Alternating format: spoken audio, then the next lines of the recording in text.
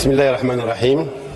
السيد الرئيس، السيدات والسادة الوزراء الأفاضل، السيدات والسادة النواب، شاء التقليد خلال المداخلة السياسية لمناقشة مشروع قانون المالية أن نقف على قضيتنا الوطنية، إلا أنه اليوم وفي الفريق الحركي تجددت لنا قناعة مفادها أنه انتهى وولى زمن المساومات، لأن عاهل المفدى شرع في زمن المبادرات وتنزيل الالتزامات، تاركا لهم مجال التماهي مع الشطحات والتمادي في تغذية الأزمات. قناعة يقابلها إيمان راسخ أن هناك من يعمل من أجل القضايا، وهناك من يتاجر في القضايا، هناك من يحارب من أجل مناصب صغيرة، وهناك من يناضل من أجل مواقف كبيرة. إنها بحق تهيئات دونكيشوطية تحاول مواجهة عدو افتراضي أو ربما صنع خصم هلامي، بعد أن بارت عملة التغرير بين أبناء الجلد الواحد لتتحول إلى التضليل بين الأشقاء، بعد أن صدحت الأصوات والأمم والمنصات قريبها وبعيدها بصوت الحق، صوت الشرعية والمشروعية التي يدونها التاريخ وتشهد عليه الجغرافيا. ولعل آخر صيحات هذه الأصوات هي الصاعقة التي أصابت المغررين خلال الاجتماع الأخير بسوتشي، والذي أكدت خلاله روسيا بما لا يترك مجالا للشك أو التشكيك أو التأويل أنه لا مجال للانفصالية والكيانات العميلة.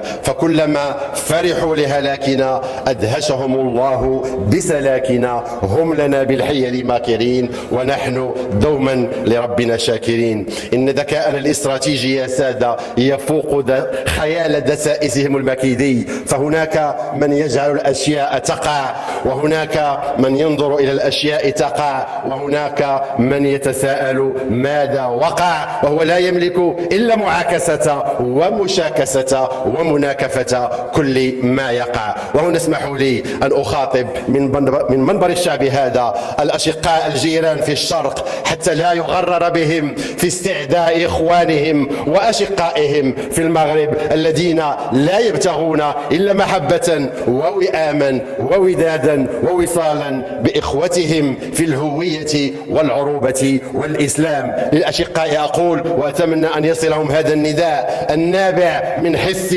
وغيرة المشترك: لا تتركوا المغررين يعبثون بعقولكم ويستصغرون صوابكم ويشعلون الفتنة بين أشقائكم، فنحن أمة واحدة ولن نسمح كما يجب أن لا تسمحوا لحفنة من أبنائنا المغرر بهم المدعومين بميليشيات من خارج ترابنا وترابكم، سخرها من غرر بهم أن يرهنوا مستقبل أمتنا المجيدة فقط لحسابات ضيقة صرفت عليها ملايير واسعة من جيوب ضرائبكم وعلى حساب رفاهكم فقط من أجل استعداء أشقائكم. ولنتذكر قول محمود درويش: ستنتهي الحرب ويتصافح القادة، وتبقى تلك العجوز تنتظر ولدها الشهيد، وتلك الفتاة تنتظر زوجها الحبيب، وأولئك الأطفال ينتظرون والدهم البطل.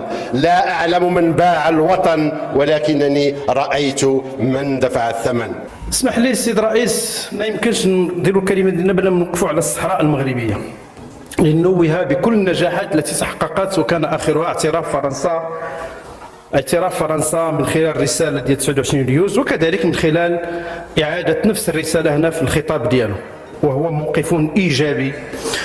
ننوه بالقوات المسلحة الملكية والأمن الوطني والدرك الملكي، القوات المساعدة والوقاية المدنية، وخاصة القوات المساعدة لما قامت وتقوم به من تصدي لمغامرات ذلك الكيان، وكان آخرها ما وقع بالمحبس. السيد الوزير كان تما، ما عرفتش يمشى، هذه مناسبة باش نقولوا له على سلامتك. ونحن وراء جلالة الملك في التصدي لمثل هذه المغامرات، وأي خطوة اتخذ جلالة الملك لن نجدنا إلا معه. الكريم تحقيقا للتنمية في كافة المجالات وعلى جميع الأصعدة. ولعل خطاب جلالة الملك خلال الذكرى 49 للمسيرة الخضراء كان قويا وحازما وبليغا، حينما ميز بين عالم الوهم الذي يعيشه عالم آخر عالم الحقيقة الذي يعيشه المغرب قيادة وشعبا، دولة ومجتمعا. نعم، نحن نمثل عالم الحقيقة لأن عدد الدول التي تعترف بوحدتنا الترابية يتجاوز 100 دولة. نعم، نحن نمثل عالم الحقيقة لأن أكثر من 55 دولة سحبت اعترافها بجمهورية الوهم منذ تولي جلالة الملك للحكم. نعم، نحن نمثل عالم الحقيقة لأن 18 دولة عربية من 2022 تناصر مغربية الصحراء. نعم، نحن نمثل عالم الحقيقة لأن هناك وتيرة سريعة للتنمية في الأقاليم الجنوبية. ونعم، العالم الآخر هو عالم الأوهام لأنه يتلقى كل يوم هزائم دبلوماسية متتالية على المستوى الأممي والإقليمي. نعم، العالم الآخر هو عالم الأوهام لأن له خطاب بالي ومتجاوز ينتمي لزمن الحرب الباردة. نعم، العالم الآخر هو عالم الأوهام لأنه ظل يصرف ملايير الدولارات طيلة عقود ليكسب الفشل ثم الفشل. وهنا لا بد من التعبير بكل قواميس الإدانة اتجاه الأعمال الإرهابية التي يقوم بها وكلاء الانفصال في حق المدنيين المغاربة، كما وقع في حادث المحبس وقبله في السمارة. فاستهداف المدنيين لا يمكن تصنيفه سوى في قائمة الأعمال الإرهابية الجبانة. وعلى الأمم المتحدة كما طالب بذلك جلالة الملك نصره الله أن تتدخل للحسم بين عالم الحقيقة وعالم الوهم ونكران الواقع.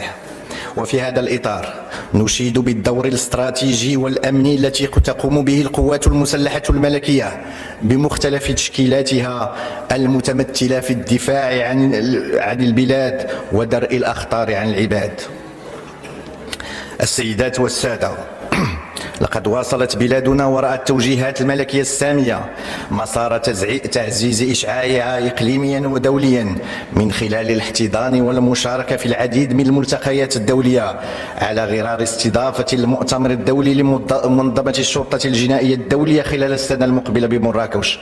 وهذه رسالة واضحة لمؤسساتنا الأمنية على المجهودات التي تقوم بها في إطار حماية الأمن العالمي من الإرهاب والجريمة العابرة للقارات، وهو ما يتطلب منا الإشادة برجال ونساء الأمن ومختلف السلطات العمومية. سيدة الوزيرة، السيدات والسادة المحترمون، نناقش هذا المشروع في ظل احتفال الشعب المغربي من طنجة إلى القويرة بذكرى عزيزة على قلوبنا، المسيرة الخضراء المضفرة التي أبدعها راحل جلالة الملك الحسن الثاني طيب الله ثراه لتظل مفخرة لنا كمغاربة ومحطة تاريخية بما حملته من رسائل ذات دلالات عميقة تؤكد مدى استعداد كل مغاربة للتضحية بالغالي والنفيس من أجل استكمال الوحدة الترابية، إيمانا منهم بعدالة قضيتهم، كما أكد على ذلك جلالة الملك بهذه المناسبة في خطابه السامي